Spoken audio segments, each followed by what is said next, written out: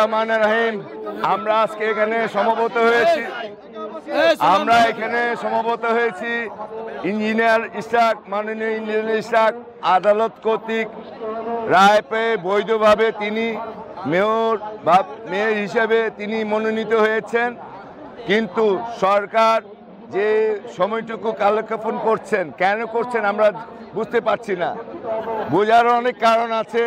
এই সিটি কর্পোরেশনে লুটেপুটে খাওয়ার জন্য সমন্বয়কদের বিভিন্ন গোষ্ঠী এই সিটি কর্পোরেশনে ঢুকে ঢাকাবাসী যে বিভিন্ন জায়গা জরাজীর্ণ যে জায়গা আছে সে কাজ না করে তারা এই বাজেটকে তারা লুটেপুটে খাওয়ার জন্য আমাদের এই বৈধ মেয়র ইশরাক হোসেনের এই শপথ গ্রহণ কালক্ষেপণ করছে। আমরা অবিলম্বে ঢাকাবাসী এই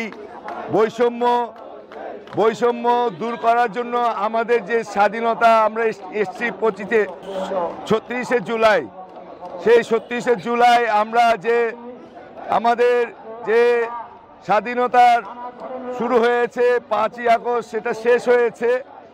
আমরা সেটা সফল দেখতে চাই। এই সংগ্রামের যে অর্জন যাতে ব্যর্থ না হয়ে যায়, আমরা অবিলম্বে আমাদের ঢাকার মেয়র ইশরাক হোসেনকে ঢাকাবাসী এই সিটি কর্পোরেশনে যে কদিনই আছেন আমরা মেয়র হিসেবে তাকে দেখতে চাই। এটা আমাদের ঢাকাবাসীর দাবি। এই দাবি থেকে যদি সরকার কোনো রকম কালক্ষেপণ করে আমরা এই ঢাকা শহর অচল করে দেব এবং সিটি কর্পোরেশনের যত আয়কর বলেন এবং কার্যক্রম বলেন সব কিছু আমরা ঢাকাবাসী নিয়ে সব বন্ধ করে দেবো ইনশাল্লাহ।